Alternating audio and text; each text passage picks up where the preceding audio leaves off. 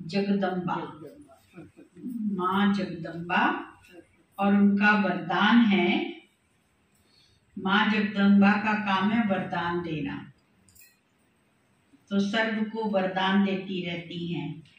ये वरदान आपको 21 आत्माओं को लिखकर देना है। मैंने इस वरदान को रोज वरदान लिखते होंगे ना, आप लोग लिखते हैं कि नहीं लिखते? क्लास में लिख रहे हैं। तो आज का जो वरदान है वो है, मैं आत्मा स्नेह के साथ साथ शक्ति का वरदान देने वाली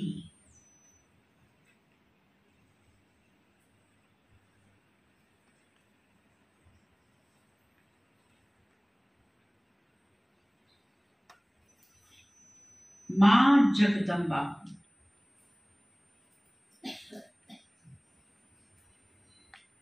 तो ये पॉइंट आपको 21 दफे लिखकर, माने अलग अलग चिट्ठियां बनाकर और 21 लोगों को वरदान देना है। ये वरदान है। आपको भी ये समझना है कि मैं जगदम्बा हूँ। ऐसा नहीं ये समझे कि जगदम्बा तो मातेश्वरी है और हम तो सिर्फ कॉरेस्पॉन्डेंस करने वाले लोग हैं कि वहाँ की चिट्ठी उठाई और वहाँ दे दी। तो ऐसे अपने को कॉरेस्पॉन्डेंस नहीं करनी है, परंतु वो चिट्ठी जो उठाते हैं ना, वो हमारे भी फायदे की होती है, तो हम उसमें से अपना फायदा ले लें और अपना पुरुषार्थ निरंतर करते रहें। जितना पुरुषार्थ करेंगे उतना ही हम उन देवी देवताओं की स्थिति को प्राप्त कर सकेंगे। अभी तक आपको बहनों ने देवियों के गुणों का वर्णन सुनाया है।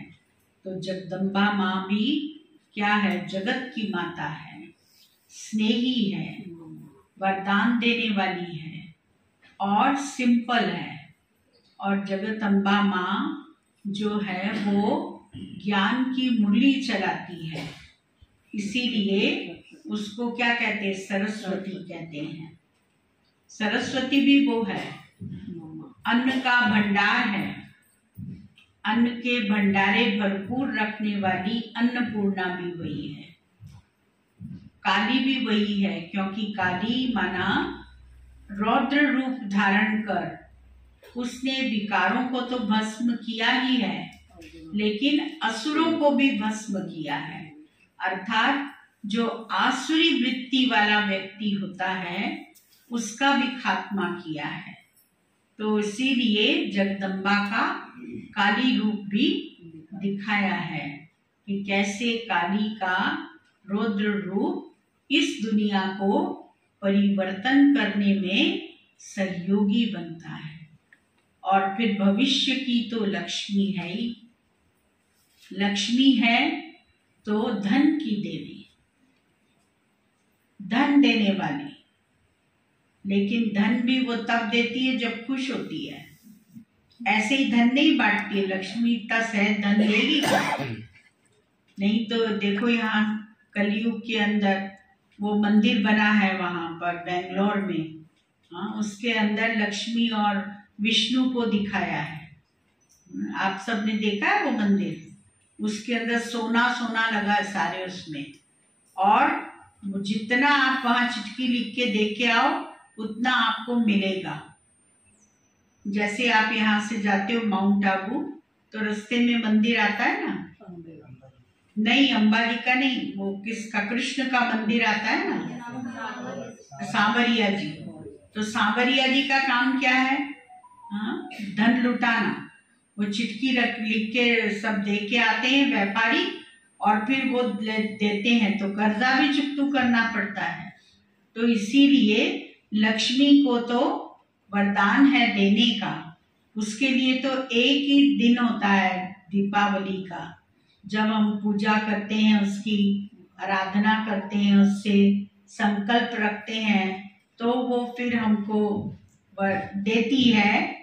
लेकिन उस देने में भी कंजूसी तो करती है वो, क्योंकि हाथ रोक रोक के देती है कि ये मेरा भक्त कैसा है, देख तो लूं इसको।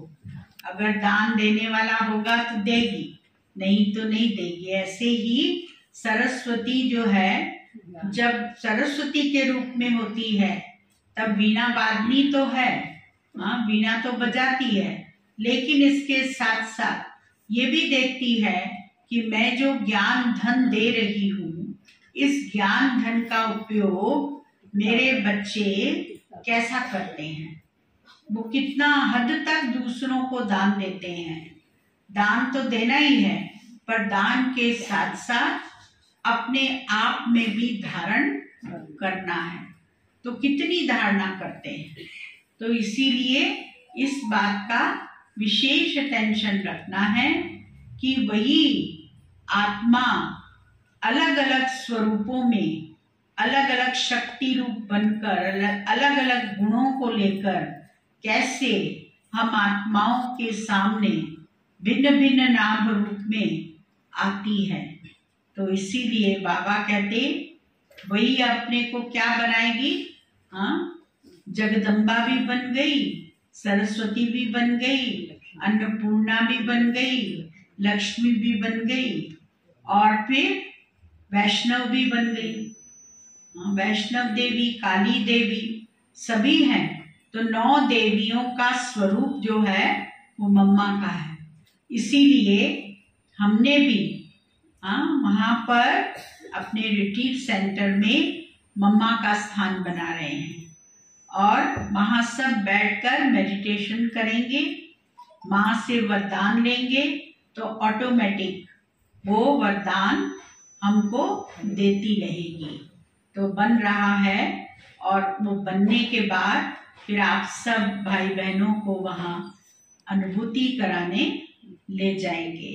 तो इसीलिए बाबा कहते देवियाँ जो हैं वो बहुत पावरफुल होती हैं और देवता बिना देवियों के काम नहीं करते। इसीलिए क्या होता है, जब मधुबन वाले जब पहले पहले यहाँ आए तो उन्होंने देखा कि यहाँ पर तो बाबा और मम्मा दोनों को बिठाया है साथ साथ। तो वो हमसे प्रश्न करने लगे कि आपने मम्मा को क्यों बिठाया है यहाँ पे, बाबा को ही रखना था। तो मैंने कहा कि बाबा बिना मम्मा के काम नहीं करता, मम्मा से काम कराता है। वो साधारण आज जितने भी देवता हैं, चाहे नारायण को देखो, चाहे शंकर को देखो, चाहे ब्रह्मा को देखो, या जो भी देवता लोग हैं, वो सब देवियों के माध्यम से ही कार्य कराते हैं। इसीलिए देवियों को देवताओं के साथ बिठाना बहुत आवश्यक है। और हमारा तो है ही प्रवृत्ति मार्ग गृहस्थ आश्रम। तो गृहस्थ जो है वो आश्रम के समान है। तो ये आश्रम है और आश्रम जो है वो 5 विकारों से रहित है, एकदम सात्विक है, सुंदर है। कोई भी प्रकार की दुख शांति उस आश्रम पर नहीं होनी चाहिए और सबको शांति की अनुभूति होनी चाहिए।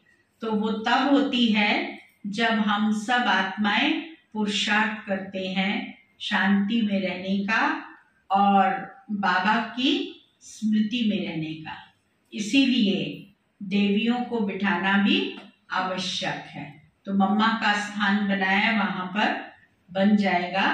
तो आप सब जाकर वहां योग करेंगे तो बहुत अच्छे अनुभव आपको होंगे। ओम शांति।